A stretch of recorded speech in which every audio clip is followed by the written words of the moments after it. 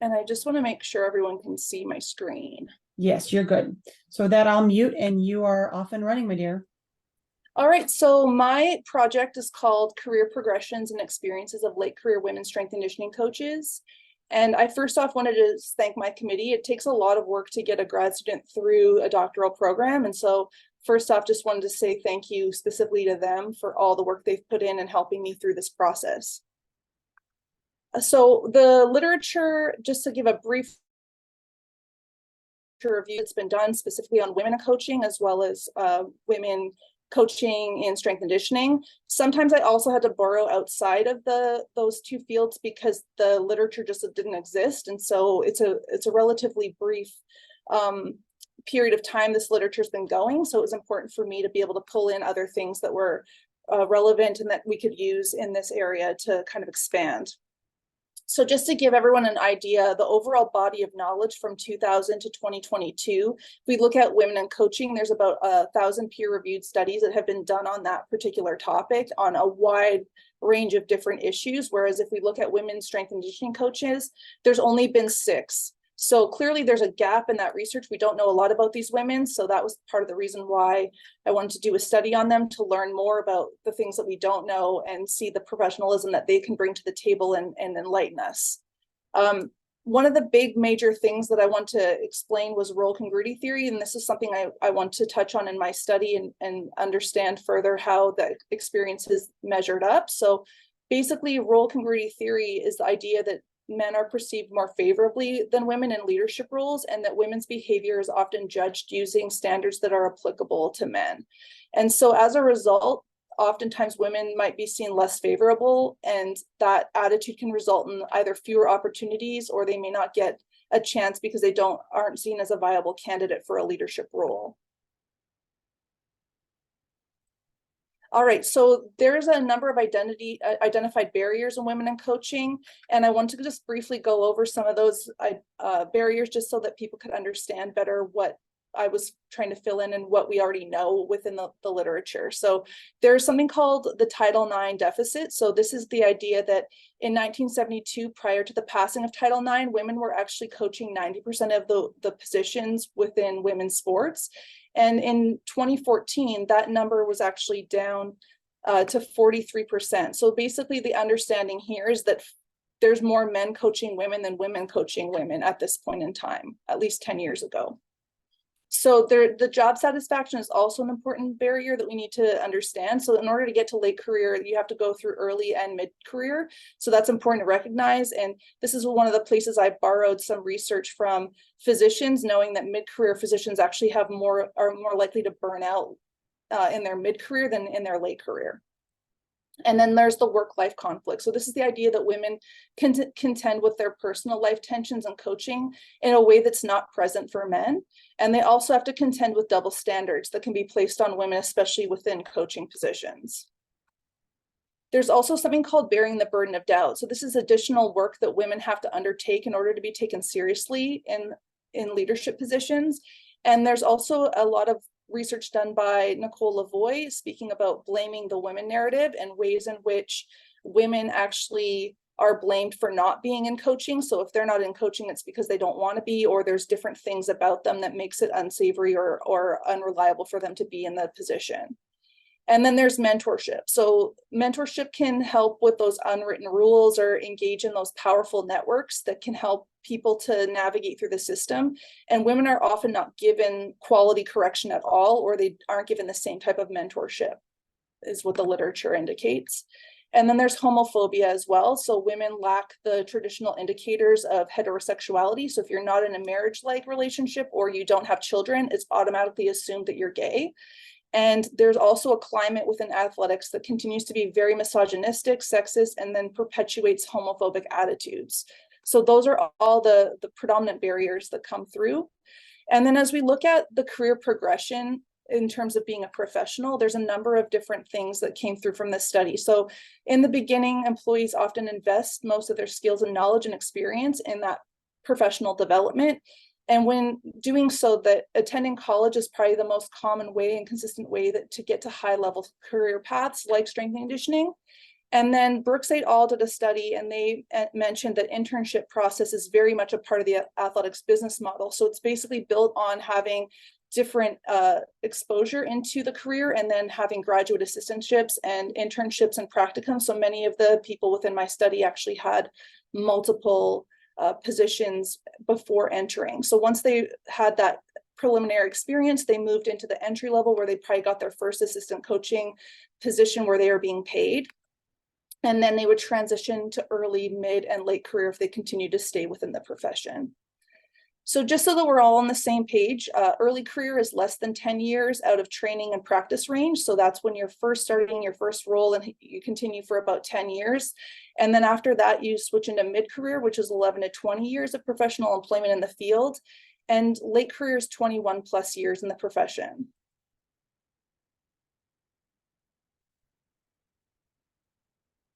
All right, so now let's get to the research questions. What did I want to, oh, sorry, I missed one slide. I thought I missed it. I must have clicked too fast. So there's current career ideas here in terms of the different phases. So when men and women enter the profession, that's the predominant area where they get most of the experience, and they stay within the early stage of the career. So these two governing bodies, the NSCA and the CSCCA, often have similar people in both those. It's not exclusive to one or the other. You can be in both. So as you can see by this chart, for both men and women, early stage is when you have most of the professionals, and then mid-career, that number drops significantly, and then you can see another drop again as they enter late career. So this is part of the reason I wanted to study late career women, is knowing why it takes, why there's so few people who last all the way through. So what were my research questions? So the basic idea here were, what challenges have women experienced within Division I strength and conditioning coaching, and what were they encountering as they were reaching, entering, and sustaining all the way to late career phase. And then 1A was about similarities and differences that exist across those career paths, and then moving into specifically what the challenges were as pertaining to role congruity theory. And then the second question was, how do these female coaches basically navigate within the work environment to reach, enter, and sustain to that late career position? And how do those gender expectations impact the women who are in those positions as they reach, enter, and sustain their career position? So as we get into the methodology, basically the participants in my study were women who are 21 plus years of experience in the strength and conditioning field. 7 of the 8 participants worked at the Division I level their entire career, whereas one of them started out at the Division I level for 15 years and then switched to a lower level within the NCAA. Altogether, the participants had 28.25 years of experience in the strength and conditioning profession, and they worked between 1 to 5 institutions over their careers, with an average of 3 colleges being worked at. All 8 participants participated in high school sports and multi-sports, and 7 of the participants actually played at the collegiate level as well. The procedures were basically I got IRB approval first, and then I emailed potential late career strength and conditioning coaches with a pre-interview survey. They did the questionnaire, and that was used to create what I called a late career strength and conditioning career timeline map. So basically plotting out the career trajectory for early, mid, and late career, and that the participants were then given 48 hours to go ahead and give me feedback. And that was like creating a stimulated recall map, and then the virtual interview was scheduled at that time as well. Once that was completed, a semi-structured interview was conducted. They lasted between 45 to 90 minutes. And then I did a post-interview reflection just to check my own bias and work through some of the connections I was making as well. Participants were then also asked for names of other late career women coaches, and that's a form of snowball sampling to try to get a number of different people to engage in the study I was completing. And then at the very end of that process, I was able to transcribe all of the interviews verbatim. The next part was the analysis. So interviews were then transcribed and sent to the participants. And then this was called member checking. So it gives people a chance to see if things ring true to them. And that way adjustments can be made if they didn't think I captured what they were saying. Interviews were then uploaded to a software called Atlas TI. And then the data analysis started from that perspective with my data analysis partner. So we created the code books. So we started with a deductive code book, which we made from the prominent themes and then set it aside. And then we did an inductive code book, which we also made with the prominent themes using the first 3 interviews.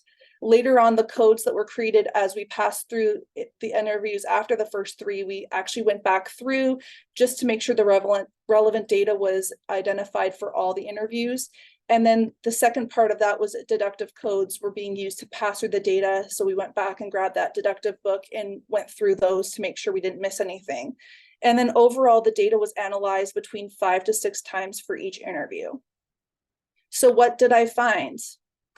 Data analysis. So basically I moved it into 6 different brackets. So the first bracket was pre-career connections to athletics and strength and conditioning profession. So this was the idea that family socialization into the profession played a role, especially to those different people who had dads who were coaches.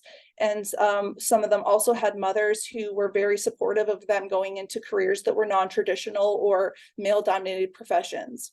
There was actually athletic experience too, which I talked about before, of having experience playing high levels of athletics and also high school as well as college. And then access to role models and having a passion or love of strength and conditioning came up quite prevalently as well.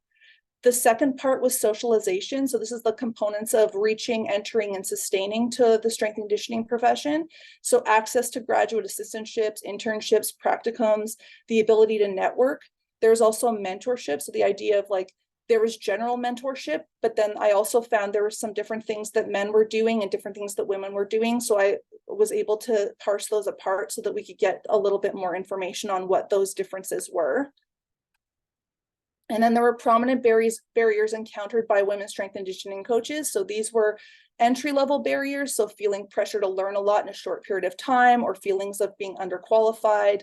There was also the idea of like always being designated to lower profile teams. And then cultural-based barriers were more about the industry itself. So low pay, long hours, training multiple teams, working within a male-dominated environment were some of the main themes that came up there. Gender-based barriers. So this was misogynistic or sexist experiences that women encountered, having to deal with work-life balance or personally and professionally, and how they were navigating that. Roles and responsibilities taken on by women's strength and conditioning coaches. There were coaches as a leader, role model, and champion or performer, which I'll talk a little bit about further in the discussion section. But basically there are about 11 different roles that came out of the data and 4 different responsibilities. But just for the sake of being brief here, I'll just speak on the 3 that I mentioned earlier above.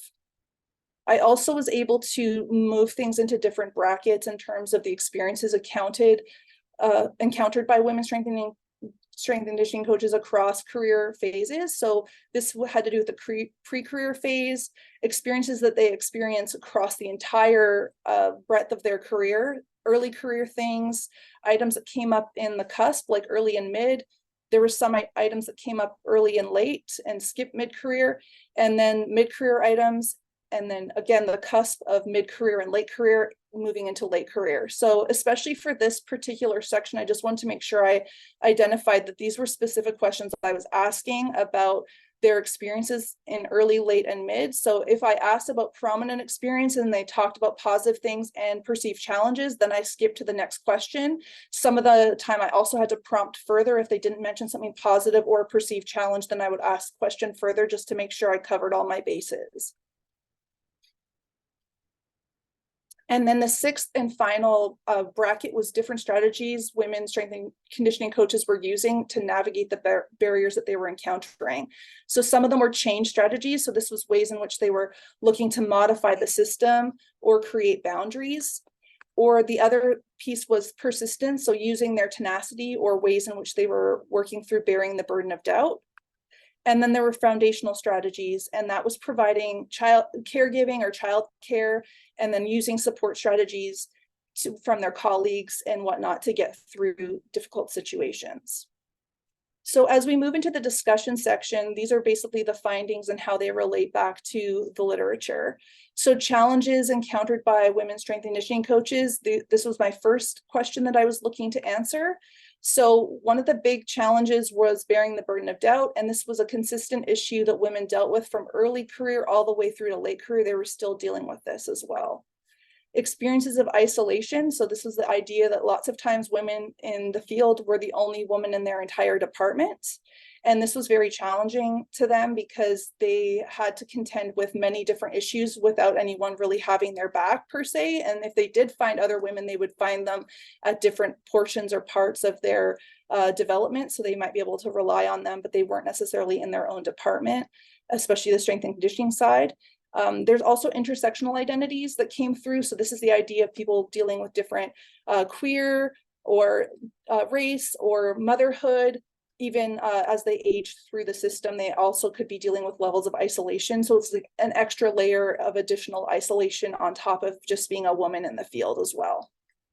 And then changes in their body and physicality. So some of the strength and conditioning professionals talked about how physical their job was. And as they moved into late career, they dealt with the changing body image of themselves, as well as the different physicality. And sometimes it was comments other people made to them. And sometimes it was things that they were experiencing themselves as they continued to move through the system, knowing that they were changing. There's also the similarities. So this was the idea of there's different athletic experiences. All the women, as I mentioned a couple of times, had in the study had playing experience, so they were experiencing that across the career phases. Many of them felt supported at work. They knew that their colleagues had their back, and that was something that they were very fortunate and happy to have, that perspective and that ability to have their colleagues be there for them. And then some of them talked about adequate family support. So this is the acknowledgement of having that support at home. And most of them had that support either from their partner or their family members, but the participants who did not feel that support ended up having ended their relationship with their partner if that was not present. There was also differences in experiences across the career phases compared to late careers. So some of those items were changing in the work-life conflict part. So as they shifted from mid-career to late career, for example, once their kids got older, they became much more independent, and that allowed that friction between work and life to kind of dissipate. So they didn't have that same level of needing to accommodate both sides or feeling inadequate about those requirements on their schedule. And late career mentorship also shifted. So they found that they were receiving mentorship in the early to mid phase, whereas when they got to the late career, they were often giving mentorship more. And then there's changing in interest for pursuing further certification. So all of the participants, all 8, said that they were not pursuing any further certifications when it came to strength and conditioning. Some of them might be interested in different certifications, but not so much when it came to their actual field of study at this point in time. And then role congruity theory. So again, bringing that theory in that I mentioned earlier, some of the ways in which that was coming through was women fighting for equal pay was still being undercut in the late career phase. So sometimes one of the women spoke about how she had more education and had been at the company, at the organization longer, yet she was not being paid as much as a coach that just came in. So that was brought to the athletic director's attention. They bumped her salary up, but it was $1,000 less than the salary of the other person that had just come in as a male coach. And then the other one talked about how she had been moved up the system too. She got a job doing someone else's, her former counterpart's job. And then she found out she's being paid what he had been paid 13 years ago. So like the amount that he had been compensating for was not what she was being compensated for. Institutional hiring practices of choosing women for certain strength and conditioning roles and not being considered at all. So what I mean by this is basically the idea of positions being earmarked. So if somebody was looking to hire 5 new roles, strength and conditioning roles within the department, they would earmark one specifically for women coaches and then use the other 4 for male coaches. So women were not being considered for all 5 roles. They would be considered for one position rather than looking at who is the best candidate for that particular job. So that type of earmarking can sometimes be challenging because you're not allowing the people who are qualified to get the same opportunities for roles. They're being basically set aside. And then that idea of consistently going against and contending with being a woman strength and conditioning coach and being aware of those gender differences. And for this one, I thought I would share a quote from one of the participants. And again, all the quotes have been used with pseudonyms so that the people can't be easily identified. So basically, Julia said, but really at that point, I made a decision very early in my career that my main goal was going to be, I am female. I don't have control over this decision, but what I can do is if they hire me because I'm female, that's their decision, but I can make myself the best strength coach I can be. And so if they choose to choose me only because I'm female, they're going to get a really good strength coach out of it. And I understand it's because those women are trying to prove they can still be great coaches no matter what the gender. Being a coach is a position, it's not a gender. And I thought that really encapsulated well what the study was trying to get at in terms of understanding that people need to be given opportunities. Navigating obstacles within the work environment. So this is the idea of what these strength and conditioning coaches were doing in order to get through the system and survive within the realm of what they were doing. So some of the women talked about modifying the system within the late career by moving into leadership positions. So as the literature mentions, not many women in the profession exist, and even fewer are in leadership roles, but every single one of the ladies I talked about were working at trying to change the system where they could reach. And they found that there's power in changing the system from inside. And all 8 participants talked about ways in which they were doing that. There was also the idea of dealing with the grind. So this is the idea of long hours and low pay is what they refer to often as the grind. And they would do this by safeguarding their personal life priorities. So this was putting in boundaries. So either carving out family time or time for their children in different ways. And there was many different ways in which they were doing this. Either, even if they did not have children, they were also setting personal life priorities and signifying ways in which they were able to make boundaries around their career. And then the third piece was combating bearing the burden of doubt using professionalism. So they were either setting themselves up by doing their job very well and consistently at the onset as to ward off any problems. And sometimes they would contend with gender bias issues. And what they would do is assert themselves different ways strategically in terms of their leadership at times. So one of the examples that one of the participants gave was if they noticed that someone was coming into their office, like a repair person or someone that didn't know the politics of the space, when they walked in, the strength and conditioning coach that was the leader would walk over to them, the participant, and she would say, I'm in charge, like, how can I help? Do you need help with anything or whatever? And preemptively set herself up to be the person in charge rather than letting him come in and maybe make the mistake of asking one of her assistant coaches who was male what was happening or assuming that they're in charge. And then the last question was impacting the roles of the gender expectations.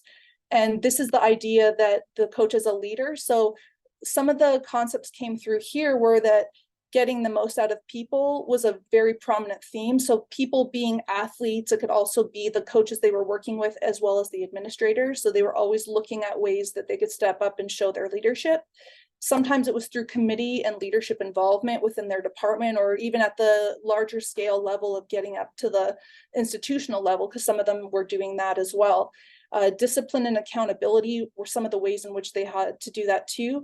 Being an extension of the coaching staff was one of the ways in which they really tried to show authority and that they had the coaching staff's back when it came to what was happening in the weight room. And then there was the coach as the role model.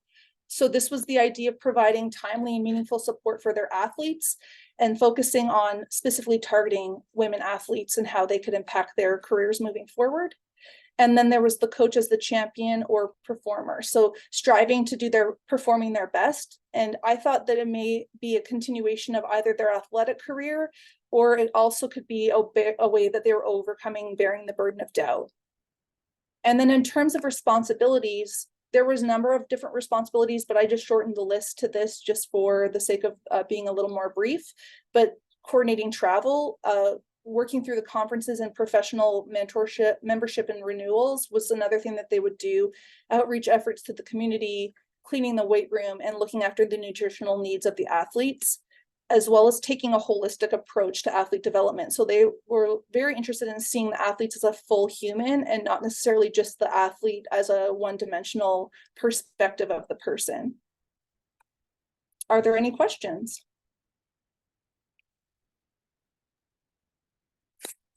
Fantastic. Thank you, Marla.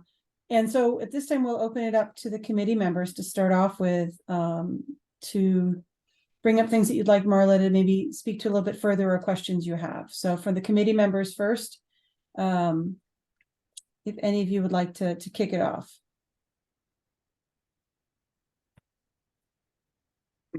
Hi, Marla. Yeah, I'll I'll lead with the initial question. First off, good job with the presentation. And I think just a side comment, it's great to see so many people here supporting you for your dissertation. I can't say that I've seen this many people at a dissertation defense. So I think that speaks to you and, you know, your presence and how you have impacted so many people here in a positive way at WVU. So that aside, on to the your written document, and then also your presentation. If you could, first off, you providing that figure that broke down the results was very helpful. So I thank you. That was a great addition. yeah. Could you walk me and others through? So you went, interviewed, and you can tell from the data that you had some really good data to work Yes. with. So can you walk through how your process of trying to, I think you referred to it as condensation, so trying to like condense Yes. the raw data into how you presented it within the written document? Could you maybe start there just to provide some background on that process? Yeah, I think, as I mentioned, like, these women have not been studied very much, so there was a lot of data to get through. And I obviously am a qualitative researcher, so I can recognize the value in each person having an important perspective to share. Because of that, sometimes too, it's challenging. Like, when we're talking about intersectional identities, you don't necessarily want to say this person with this background felt like this, because you're kind of outing them in a small community. And it might be better to use that information moving forward to do another study where you're just focusing on those particular individuals. So Dr. D and I talked about this at length, and we just felt like it might be beneficial to see the things that come up most prominently from many different people and be able to use that to kind of be a baseline for where we start. I think I could probably get 2 or 3 studies out of this particular data set, because there's so much there, and like how it relates back into the data that's already existing, like around roles and things like that, was kind of what the thought processes were in terms of filtering it into certain things like roles, responsibilities, and that aspect. So I kind of used Amy, my research partner, in that way too, because she was able to recognize some of the things that were coming through with the prominent research too. So really kind of hearing that collective voice and how many people, 8 women, were saying the same things, but also trying to get to the granular level. Like, had I not done that for my document, I think Dr. G and I recognize it probably would have been 500 pages if I was talking about every single person that had something. So we were trying to just truncate it in a way that we could get those prominent themes through without bogging down everyone with all the information. Marla, if you could put that chart back up too as you're talking, because I think, as Dr. Jackson pointed out, it's a very helpful document.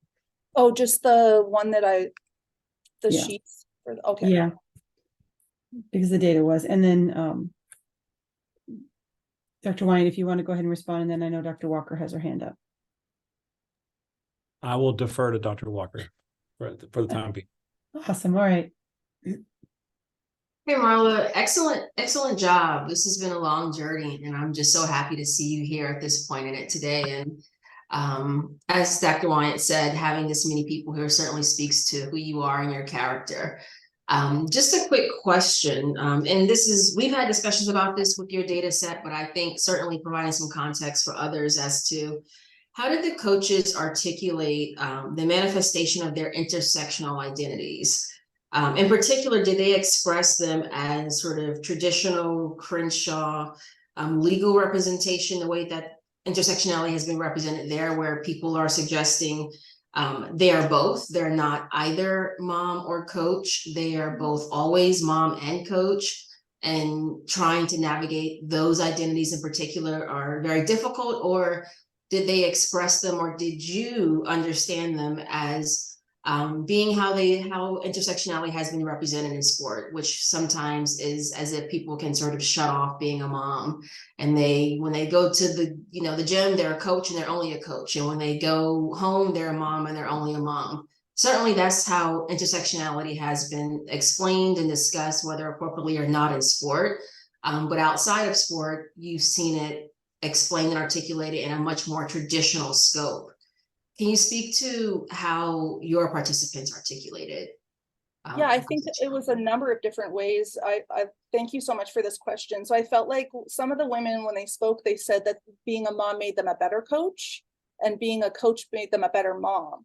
And one of them in particular spoke about when she saw the faces of the players she was working with after she became a mom, she saw her son's face on their bodies, so she couldn't treat them in a different way than she was expecting her own children to be treated. So that was kind of an interesting perspective.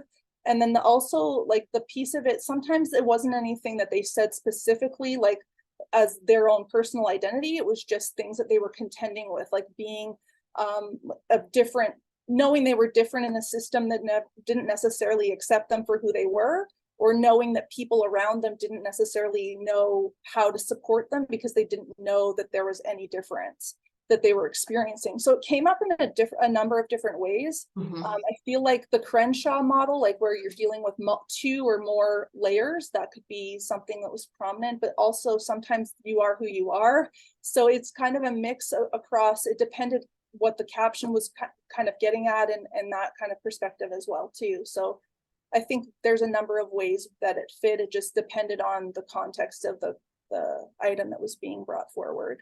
Yeah, thank you. Thank you for that answer. That's really helpful. And I think as you reflect, and I'm sure there's going to be a moment where you put this dissertation away and never think about it for weeks and months, hopefully. But whenever you come back to reflecting on it, it would be interesting just to spend some time in that space, because I think if you find that these participants are not thinking about it in the ways that we've seen participants think about intersectionality in the past, that would be a really interesting finding to extend and maybe do a follow-up project on, because it means that we are now accepting that we are all these things at once. And that has really big ramifications for what it means to be a coach, or to be, to work in sport, because historically we've always asked people to put their other identities aside in the name of sport.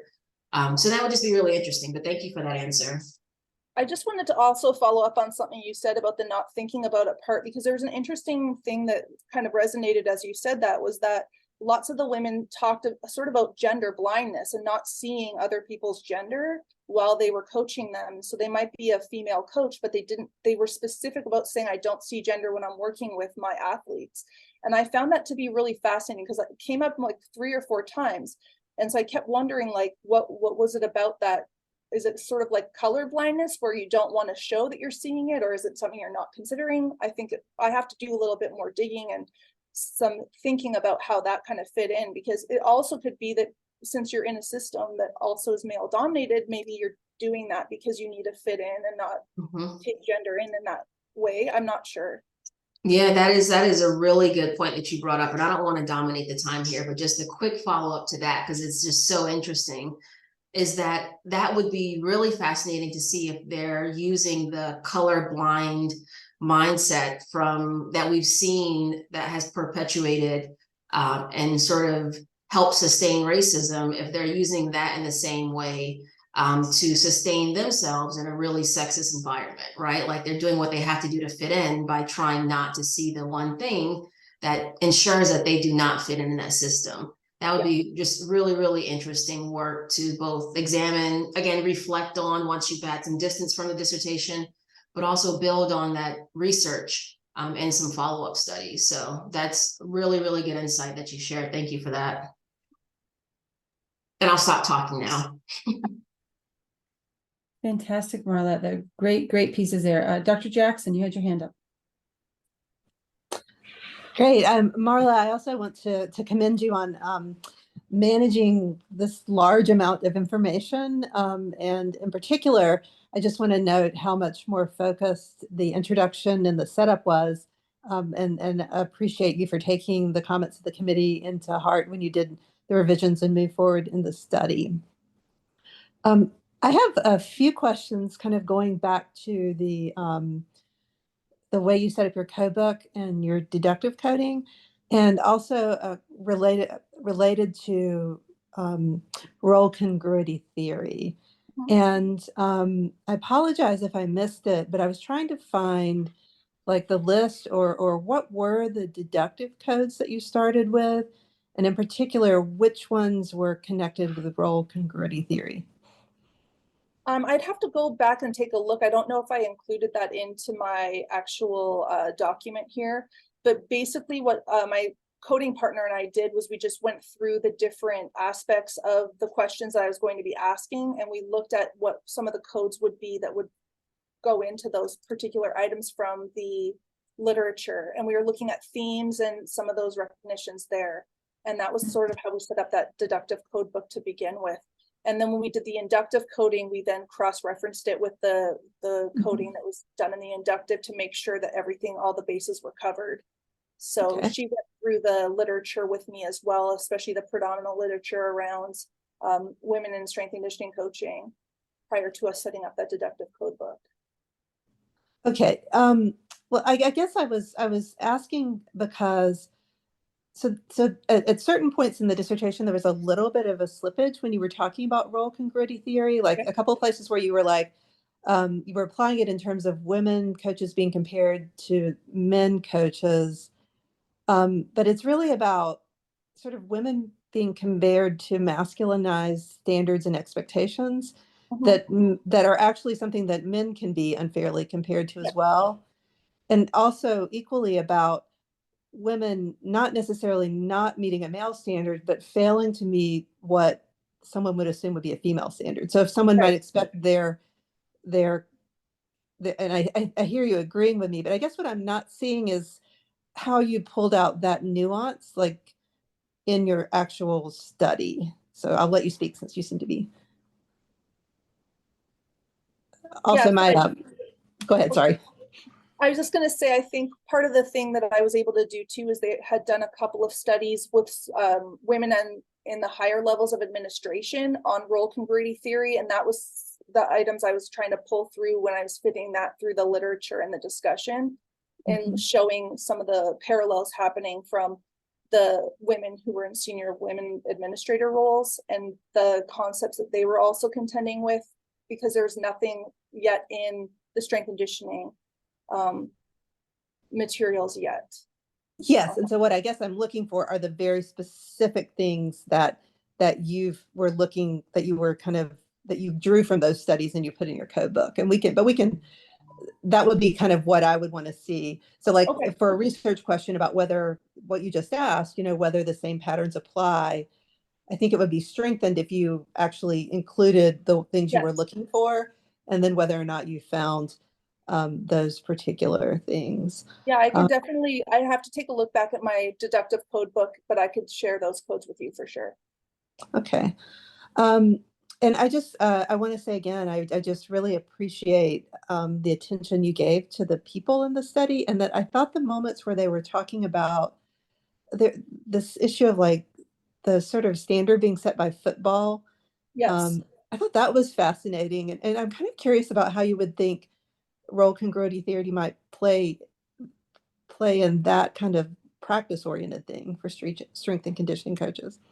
Yeah, I feel like the football were the predominant people that was built upon in terms of what the standards of practice were. So even one of the participants in particular, Colette, talked about ways in which when she was even working out as an athlete, she'd skip certain things or not do them because she felt like she's going to get too bulky, or it was too focused on how her body was supposed to be like a football player. So she was already like pushing back and resisting against the system when she was coming up through. So role congruity theory, I think, matches up very well with like how the standards of practice have been pushed across, and how if you don't match up with that in a way that is fitting the system, you're automatically feeling like a little bit of an outsider. And lots of the women, I feel like, pushed against that. They had sort of a rebel mentality in some aspects. They had to fit the system, but they were also pushing it in a way that they knew the changes would occur if by their presence. So I feel like what you just said is a much more rich application of role congruity theory than the payroll stuff. Right. So I think, and again, it's one of the issues is there's so much richness in this dissertation, but the more you can do to highlight moments like that, the stronger the final product will be, especially as Dr. Walker said, when you eventually come back to it and maybe think about publishing it. All right, thank I you. think yeah, that's definitely a good point. I guess like with the numbers thing, I sometimes feel like if you show people the numbers, it shows it's a little bit more valid, but you're right. I think the rebel in the system and how they are able to push through that is valid as well. Right, because the problem with the numbers is just showing the numbers doesn't provide the mechanism Right. in the way that you just provided the mechanism in the explanation you just gave me. Okay.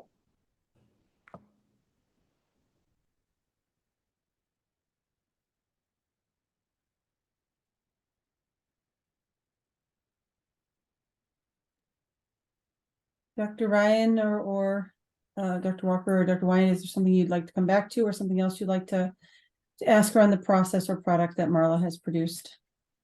Yeah, I do in there. First thing, Marla, really nice job putting all this together. A lot of work, a lot of time went into this, and it shows in the quality and the depth of the work that you put together here. So I appreciate that. Question I had actually had to do more with some of we understand the importance, especially in the strength and conditioning field, of mentorship. And you have a very unique population that has gone through it, and you kind of hit on this a little bit in your document where they shifted from early career having mentors to becoming mentors later in their career. Did any of them specifically talk about how both formal and informal mentorship guided them and early in their career? And then when you talk about this transition, how did it change the mentorship that they gave to the students under them? Yeah, I think that's such a great question. So mentorship, like I thought it was really fascinating that many of them had different capabilities in terms of their access to different people. So lots of them talked about like men being specific mentors that helped them to see that strength and conditioning was a viable career option for them. Some of them had a capacity to have someone who's a strength and conditioning coach prior, like, and some of them did not. So that was interesting too. Finding women within the field, some of them got the aspect of having specific people, and one of them even had multiple female perspectives and multiple female strength and conditioning coaches that were helping them in their own personal journey. So that was kind of interesting too. There was formality in some cases where the person had that connection with them. Other times they were informal. It really depended on the person itself. The transition was very interesting because a lot of them spoke specifically about wanting to give back and wanting to give to women coaches or women that were athletes that were coming up through the system. And then there were a couple of them that also talked about the value of their male athletes getting an opportunity to work with female strength and conditioning coaches because they may be coming from prominent homes that were male or female dominated. So they felt like some of the times their athletes might respond better to them than their other male counterparts. So that was something that I had not seen in the research at all. And I thought that was really relevant in terms of looking at a future study to find out more about that aspect of women helping men in coaching, because that's not what we hear about often. No, you're right about that. Yeah. Kind of following up with that, did they mention anything about the backgrounds of the female, the late career female, mention anything about the backgrounds of the males that was providing them mentorship earlier? Yeah. The sports, did they come from, because most of your subjects come from female sports or sports that are both genders. You talked about track and field, for example, is one of them. Yeah, so they talked quite prominently about male coaches. Sometimes they may have been interested initially in being a sport coach, and then some of their male coaches noticed that were strength and conditioning coaches were like, hey, do you know that this career pathway is open for you? And they were kind of, oh, really? Like they didn't see it as a viable career option until the male brought it to their attention. And that was also a process that helped them to like realize, hey, I'd rather be a strength coach than a sport coach because it has XYZ benefits. And then they might change their pathway. I think there was 2 or 3 women who talked about that specifically, or men going out of their way to find a female coach they knew was in the field and put them together so that they could get the opportunity to work with that person or see someone who's doing that in the field and have that reference point. And then as they moved forward in their career now, they're somebody who's getting connected to for trying to set up lactation rooms and things that didn't exist when they were going through the process. So then they're now in this position where they're trying to provide support or guidance on things that they never got the benefit of receiving. So that was kind of interesting as well. Thank you. Mm-hmm. Dr. Walker, go ahead. Thank you. So this is just my last point, and it's a very small thing to add if it's not in here. Maybe I missed it though. But I was just wondering, Marla, since Acosta and Carpenter essentially stopped their longitudinal study that they've been doing for so long, back I think maybe 2014, I can't remember. Yeah. What a lot of people have been using instead to just sort of give a little bit of context on what the numbers do look like in coaching from a similar point of view is the Lavoie, so the Tucker Center, Yep. their coaching report. Was that in there and then I just totally missed it? If so, I apologize. If not, if you could add that, I think it would be very helpful.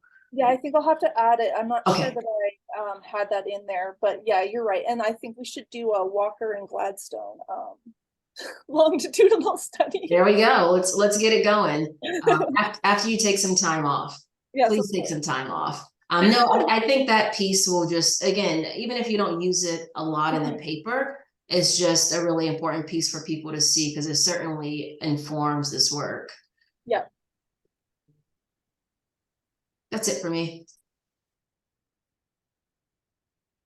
Committee members, anything else that you'd like to bring up or have Marla discuss before we open it up to the wider audience?